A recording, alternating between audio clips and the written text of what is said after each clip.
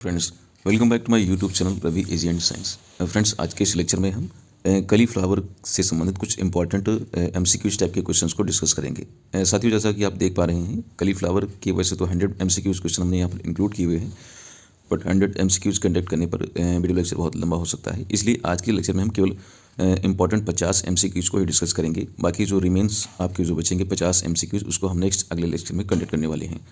पहले लेक्चर को स्टार्ट करते हैं और वन बाय वन जो भी इंपॉर्टेंट एमसीक्यूज हैं उनको डिस्कस करते हैं। तो पहला प्रश्न है आज के इस लेक्चर का, the scientific name of cauliflower is. Cauliflower या फूल गोभी का जो वानस्पतिक नाम है वो क्या है?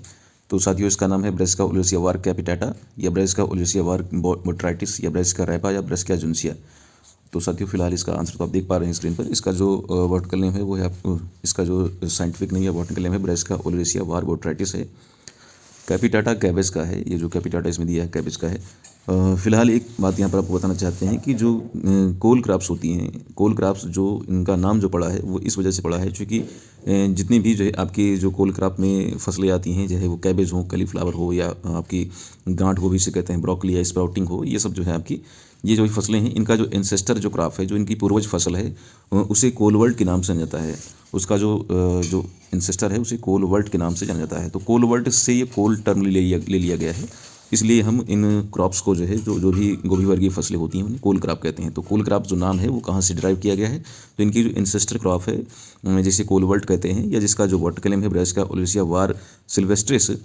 तो ब्रेसिका ओलेसिया वार सिल्वेस्ट्रिस जो इनका जो है एंसेस्टर क्रॉप है, जिसको हम सामान्य नाम कोलवर्ट के नाम से जानते हैं। तो कोलवर्ट का ये कोल शब्द लिया गया है, इसलिए गोभी वर्गीय फसलों को कोल क्रॉप के नाम से भी जाना जाता है। तो इसका आंसर है जो है आपका बी ऑप्शन, जिसे हम ब्रेसिका ओलेसिया वार बोट्राइटिस के नाम से जानते हैं। नेक्स्ट अगले प्रश्न की तरफ चलते हैं। तो प्रश्न है आपका, the edible part of cauliflower is. Cauliflower का जो खाने योग्य जो भाग होता है वो कौन सा होता है? तो इसका इन्फ्लोरेसेंस यानी पुष्पक्रम है, या रूट है, इसकी जड़ है, स्टेम है, या लीफ है। तो साथियों, सभी को पता होगा जो कलीफ्लावर है इसका जो खाने योग्य भाग है, ना तो रूट है, ना स्टेम है, ना लीफ है, ये सब तो खाते नहीं। तो आंसर आपका हो जाएगा इन्फ्लोरेसेंस।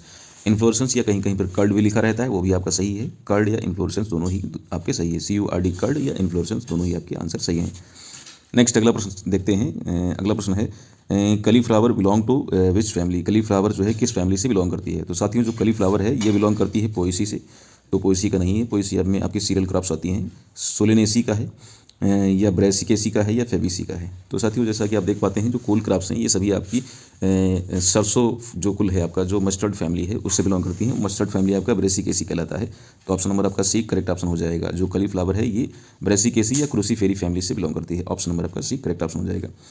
अगला प्रश्न है, the ideal temperature for cauliflower curd formation is. Flower की कर्ड के फॉर्मेशन के लिए जो आइडियल टेम्परेचर है वो कितना माना जाता है?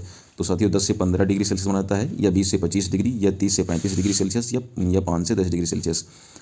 तो साथियों, इसका जो ऑप्शन हो जाएगा पहला करेक्ट ऑप्शन हो जाएगा, 10 से 15 डिग्री सेल्सियस इसके कर्ड फॉर्मेशन के लिए आइडियल ऑप्टिमम टेम्परेचर माना जाता है। वैसे कहीं कहीं पर आपको 15 से 20 डिग्री सेल्सियस मिल जाएगा। फिलहाल इन ऑप्शंस में देखें तो फिलहाल इस ऑप्शन के हिसाब से पहला ही ऑप्शन आपका करेक्ट ऑप्शन हो जाएगा। 10 से 15 डिग्री सेल्सियस कर्ड फॉर्मेशन के लिए जो है आइडियल टेम्परेचर या ऑप्टिमम टेम्परेचर माना जाता है। नेक्स्ट अगला प्रश्न है, कलीफ्लावर इज ए।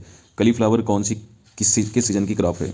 तो साथियों, जैसे आपको पता होगा, इसमें जो लेक्चर बना रहे हैं तो इसका सीजन चल ही रहा है कलीफ्लावर का ही। तो इसमें जो सीजन है वो रबी का है कि खरीफ का है कि जायद का है, तो सभी साथियों को पता ही होगा।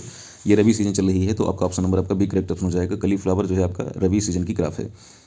नेक्स्ट अगला प्रश्न है आपका, which is an early variety of cauliflower. इसमें से कलीफ्लावर की कौन सी अर्ली वैरायटी है? तो साथियों, कलीफ्लावर की तो बहुत सारी अर्ली वैरायटीज़ हैं। तो देखते हैं, पूसा स्नोबॉल K1, या पूसा सिंथेटिक, या पूसा अर्ली कुंवारी, या फिर पूसा शुभ्रा। तो साथियों, फिलहाल ये जो ऑप्शन है इसमें इंडिकेट भी कर रहा है कि वो क्या नाम है। तो अर्ली कुंवारी कहने का मतलब है कि अर्ली वैरायटी है आपका। अर्ली कुंवारी जो है आपका ऑप्शन नंबर आपका सी आपका करेक्ट ऑप्शन हो जाएगा। अर्ली कुंवारी जो है आपका कलीफ्लावर की एक अर्ली वैरायटी है।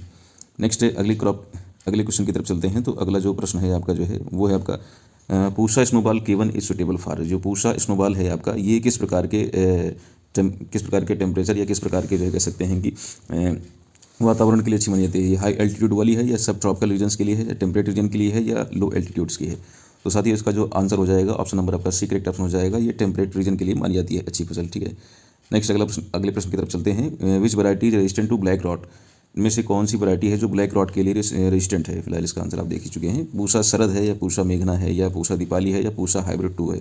तो साथियों, जो पूसा शरद है ये जो आपका ब्लैक रॉट के लिए रेजिस्टेंट वैरायटी है। अब ब्लैक रॉट क्या है? तो साथियों ब्लैक रॉट एक डिजीज़ है जो किसके द्वारा फैलती है? तो ये एक वायरस के द्वारा फैलती है और इस वायरस का नाम है जैंथोमोनास कैम्पेस्ट्रिस वार कैम्पेस्ट्रिस। तो साथियों ब्लैक रॉट जो है आपका जो बैक्टीरियल डिजीज़ है, ये जो है आपका पूसा सरद जो है आपका इससे रेजिस्टेंट वैरायटी मानी गई है। पूसा सरद जो है आपका ऑप्शन नंबर आपका करेक्ट ऑप्शन है। अगला प्रश्न देखते हैं, which hybrid variety of cauliflower is known for high yield. इसमें से कौन सी कलीफ्लावर की वैरायटी है जो हाई इल्ड के लिए मानी जाती है? हाई इल्ड के लिए जानी जाने वाली इसमें कौन सी वैरायटी है? एक मिनट सारे ऑप्शन देख लेते हैं पहले। तो ऑप्शन है आपके जो है, पहला है पूसा हाइब्रिड 2, स्नोबॉल 16 या पंद गोभी 3 या हिसार 1। तो साथ ही उसमें पहला ही ऑप्शन सही है, जो पूसा हाइब्रिड 2 है, जो कि एक लेट वैरायटी है। इसका जो है आपका उत्पादन इन जो ऑप्शन हैं इनमें सबसे सर्वाधिक माना जाएगा। पूसा हाइब्रिड 2 जो है आपका ऑप्शन नंबर एक करेक्ट ऑप्शन हो जाएगा। Which variety suitable for mid season. Mid season के लिए कौन सी वैरायटी सूटेबल है? पूसा हिमज्योति है, पूसा कुंवारी है, पूसा स्नोबॉल 16 है, या फिर एक ऑप्शन और आपका है, एक मिनट देखते हैं, या फिर पूसा आपका जो है शुभ्रा है। तो साथियों इसमें ऑप्शन देख लेते हैं फिर से एक बार, कौन कौन से ऑप्शन है? पूसा हिमज्योति है, पूसा कुंवारी है, पूसा स्नोबॉल 16 है, या पूसा शुभ्रा है। तो ये जो स्नोबॉल 16 है ये आपका ऑप्शन नंबर सी ये करेक्ट ऑप्शन हो जाएगा। पूसा हिमज्योति और पूसा जो कुंवारी है आपका, ये जो है आपका, जैसे पूसा हिमज्योति की बात करें, जो पूसा हिमज्योति जो वैरायटी है, हिमज्योति जो वैरायटी ये जो आपकी एक लेट वैरायटी है, और अर्ली कुंवारी तो हमने बताया था कि ये एक अर्ली वैरायटी है। पूसा स्नोबॉल जो 16 है, पूसा स्नोबॉल 16 जो है आपका, ये जो है आपका किस प्रकार की वैरायटी है? तो पूसा स्नोबॉल 16 ये भी आपका जो है मानी जाती है, इसमें लेट वैरायटी के अंडर में ही आएगी लगभग। और पूसा शुभ्रा जो है आपका, ये आपका जो है ये जो शुभ्रा जो वैरायटी है, शुभ्रा ये भी आपकी लेट वैरायटी है। तो इसका ऑप्शन जो है हो जाएगा ऑप्शन नंबर 6 सी वाला जो है आपका 16 वाला। The most common insect pest of cauliflower is a. Cauliflower का जो सबसे जो है कॉमन जो है इंसेक्ट पेस्ट है वो क्या है? तो इसका कलीफ्लावर का जो सबसे कॉमन इंसेक्ट पेस्ट है डायमंड बैक मॉथ है आपका, या पॉड बोरर है, या रेड स्पाइडर माइट है, या फिर आपका आर्मीवर्म है। ऑप्शन नंबर एक करेक्ट ऑप्शन हो जाएगा। डायमंड बैक मॉथ जो है आपका, ये इंसेक्ट पेस्ट जो है एक कॉमन इंसेक्ट पेस्ट है कलीफ्लावर का। तो पहला ही ऑप्शन आपका करेक्ट ऑप्शन हो जाएगा। नेक्स्ट अगले क्वेश्चन की तरफ चलते हैं। डायमंड बैक मॉथ जिसे प्लूटिला जाइलो स्टेला कहते हैं, इसका जो साइंटिफिक नेम है प्लूटिला जाइलो स्टेला इसका साइंटिफिक नेम है। डायमंड बैक मॉथ का प्राइमरली अटैक से ये कहाँ पर अटैक करता है? तो साथियों ये इसके लीव्स पर अटैक करता है। तो ऑप्शन नंबर आपका सेकंड करेक्ट ऑप्शन हो जाएगा कि रूट्स पे अटैक करता है, कि लीव्स पे अटैक करता है, कि फ्लावर्स पे, स्टेम पे। तो ये जो आपका जो है प्लूटिला जाइलो स्टेला है, ये आपका लीव्स पर अटैक करता है। ऑप्शन नंबर आपका बी करेक्ट ऑप्शन हो जाएगा। नेक्स्ट अगले प्रश्न की तरफ चलते हैं। Aphids are control by spraying. Aphids का हम कंट्रोल करते हैं किसको स्प्रे करके? तो ऑप्शंस देखते हैं। ऑप्शन है नीम ऑयल, या मेलाथियान को, या कार्बारिल को। तो नीम ऑयल को भी हम स्प्रे करके कंट्रोल कर सकते हैं, मेलाथियान का भी इस्तेमाल कर सकते हैं, कार्बारिल इसका भी हम इस्तेमाल कर सकते हैं। तो ऑप्शन नंबर आपका डी सही हो जाएगा, ऑल ऑफ द एब हो जाएगा। तो इन सभी का हम इस्तेमाल कर सकते हैं। नेक्स्ट अगला क्वेश्चन है, विच insect cause curling and yellowing of cauliflower leaves. तो इनमें से कौन सा इंसेक्ट है जो इसमें जो है क्या करता है कलीफ्लावर में कर्लिंग और येलोइंग करता है इनकी पत्तियों में, इनकी पत्तियों को कर्ल कर देता है और पीला कर देता है। कर्लिंग और येलोइंग के लिए रिस्पॉन्सिबल है तो वाइट फ्लाई है, लीफ माइनर है, या कैबेज बटरफ्लाई है, या रेड स्पाइडर माइट है। तो ऑप्शन नंबर आपका फर्स्ट ही करेक्ट ऑप्शन हो जाएगा। वाइट फ्लाई जो है आपका इस तरीके की एक्टिविटीज़ देखने को मिलती है वाइट फ्लाई से। अगला प्रश्न है, कैबेज बटरफ्लाई लार्वी प्राइमरली। जो कैबेज बटरफ्लाई है लार्वा कैबेज बटरफ्लाई की जो लार्वा है ये प्रमुख रूप से प्राइमरली जो है क्या खाती है? तो जैसा कि आप देख पा रहे हैं ये जो है आपका पत्तियों को खाने वाली होती है, फीड ऑन लीव्स, पत्तियों को खाती है। कैबेज की जो बटरफ्लाई लार्वा जो होता है इसका, कैबेज बटरफ्लाई का जो लार्वा है इस ये जो है आपका पत्तियों को खाने का काम करती है। तो फीड ऑन लीव्स, पत्तियों को खाती है। अगला है club root disease in cauliflower is caused by. तो क्लब रूट डिजीज़ जो है आपका कलीफ्लावर में किससे होती है? तो क्लब रूट जो है आपका एक फंगल डिजीज़ है। पहला ऑप्शन आपका करेक्ट ऑप्शन हो जाएगा। ये फंगल है, बैक्टीरियल है, वायरल है। तो साथियों फंगल डिजीज़ है, न कि निमेटोड, निमेटोड भी नहीं है, एक फंगल डिजीज़ है। अगला है the causal organism of black rot is. तो ब्लैक रॉट का कॉजल ऑर्गेनिज्म क्या है? इसको हमने पहले ही बताया था फिलहाल। तो इस प्रश्न का उत्तर पहला ही ऑप्शन हो जाएगा, जैंथोमोनास कैम्पेस्ट्रिस वार कैम्पेस्ट्रिस या पैथोन कैम्पेस्ट्रिस। ये जो है आपका कॉजल ऑर्गेनिज्म है ब्लैक रॉट का। फ्यूजोरियम ऑक्सीस्पोरियम फाइटोप्थोरा इन्फेस्टेंस फाइथियम स्पीसीज से आपका जो है डैम्पिंग ऑफ होता है। फाइटोप्थोरा इन्फेस्टेंस जो है आपका ये आपका लेड ब्लाइट का है।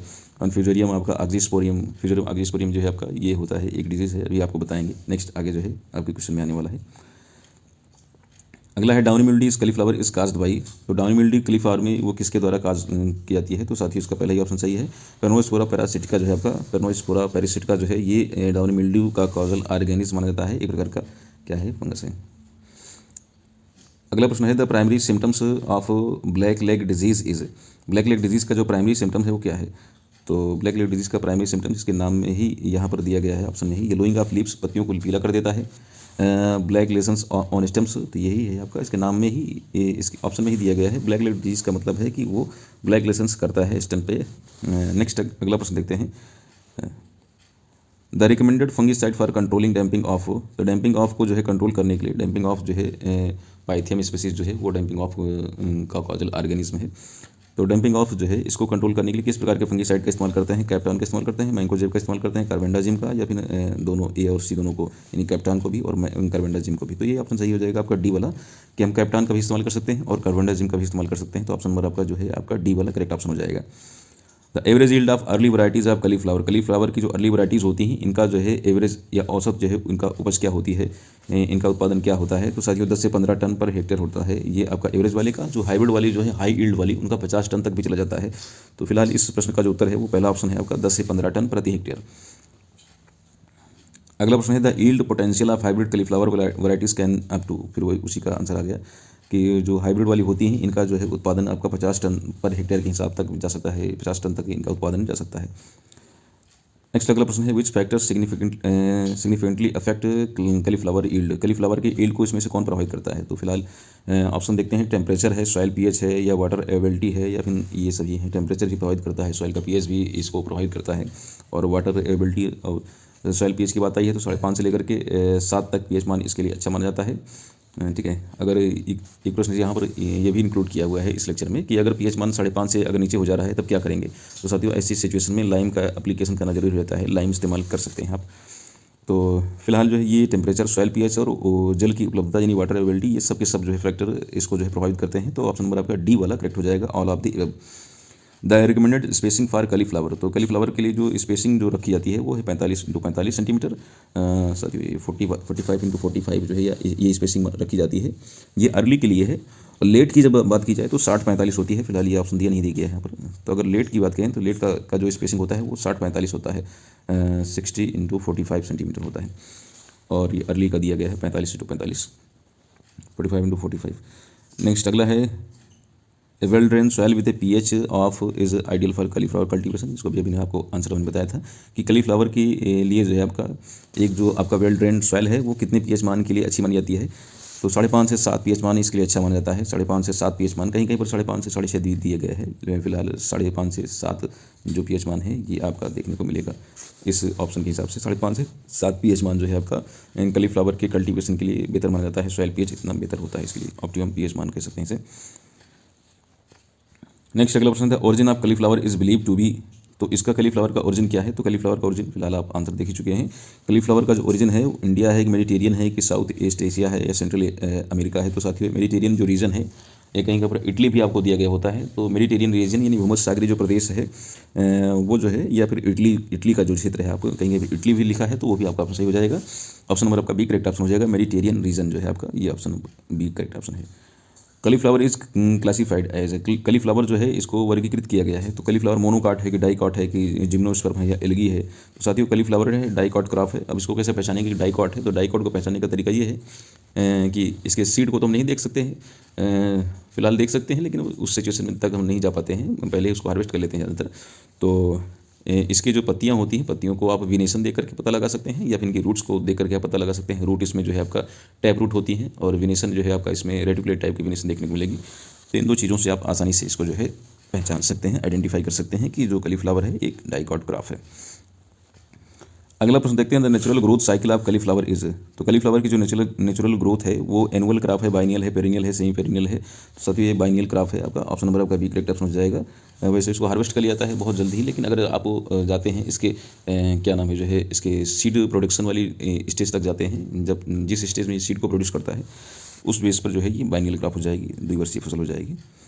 The pigment responsible for the white colour of cauliflower curd is, तो कलीफ्लावर में जो वाइट कलर होता है वो किसकी वजह से होता है?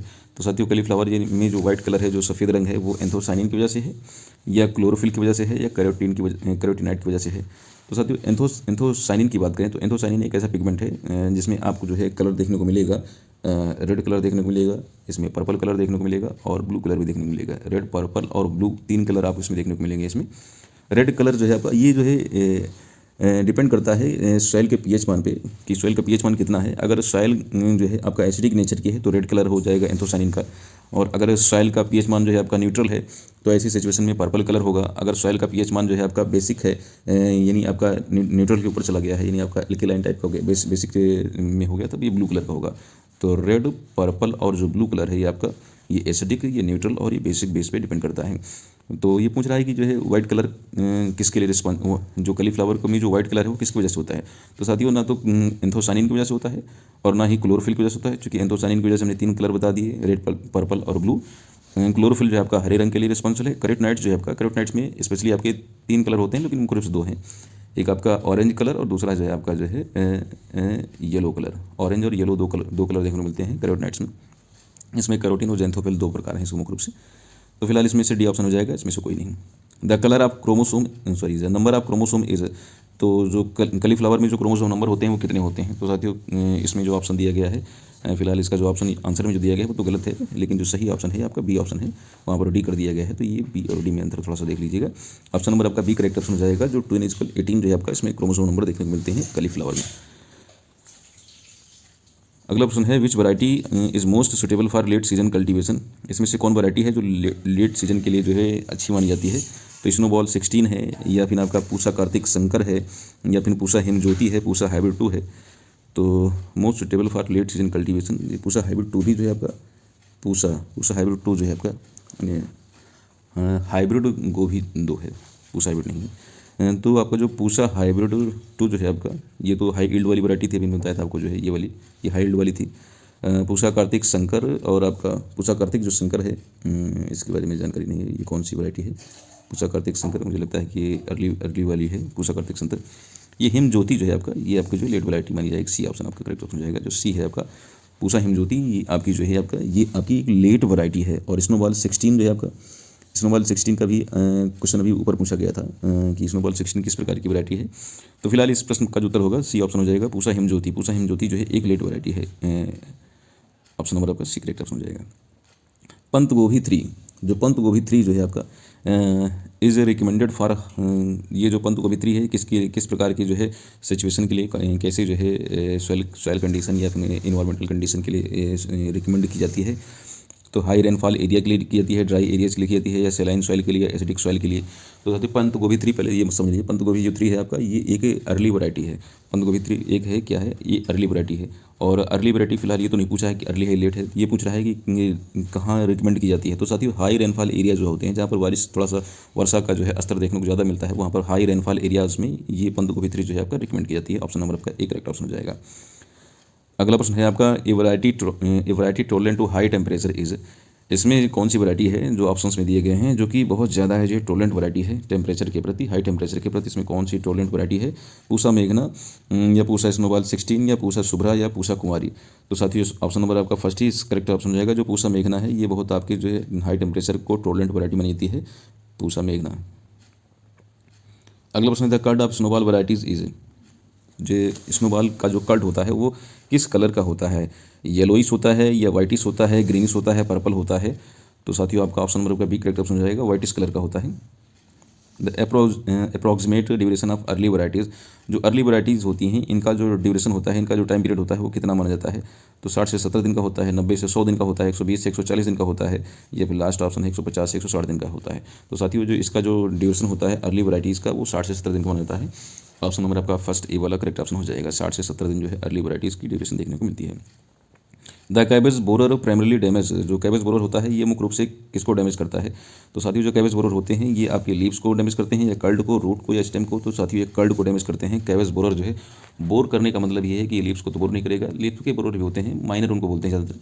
तो यहाँ पर बी ऑप्शन आपका करेक्ट ऑप्शन हो जाएगा, कर्ड को बोर करने का काम करता है, जो इसका इन्फ्लोरेसेंस होता है उसमें बोर करता है। The chemical used to control diamond back moth is, तो इसमें से कौन सा केमिकल है, फिलहाल ऑप्शन देखकर आपको समझ में आ रहा होगा कौन सा ऑप्शन हो सकता है। कौन सा केमिकल है जो डायमंड बैक मॉथ को जो है कंट्रोल करने के लिए यूज किया जाता है। तो क्लोरपाइरिफॉस है, या इमिडाक्लोरपिड है, या फिर ये आपका हो गया साइनोसाइड हो गया, या ए और सी दोनों। तो साथियों क्लोरपाइरिफॉस ये इंसेक्टिसाइड भी आपका इस्तेमाल किया जाता है, और साइनोसाइड जो है इन दोनों का इस्तेमाल करते हैं। तो ऑप्शन नंबर आपका ये डी वाला करेक्ट ऑप्शन हो जाएगा, ए और सी दोनों ऑप्शन है। अगला प्रश्न है which biological control agent is effective against diamond back moth. इसमें से कौन सा जो है बायोलॉजिकल जो है कंट्रोल है जो डायमंड बैक मॉथ के अगेंस्ट जो है उसके प्रति जो है कह सकते हैं कि काफ़ी ज़्यादा जो है कारगर है। तो ट्राइगोडर्मा है।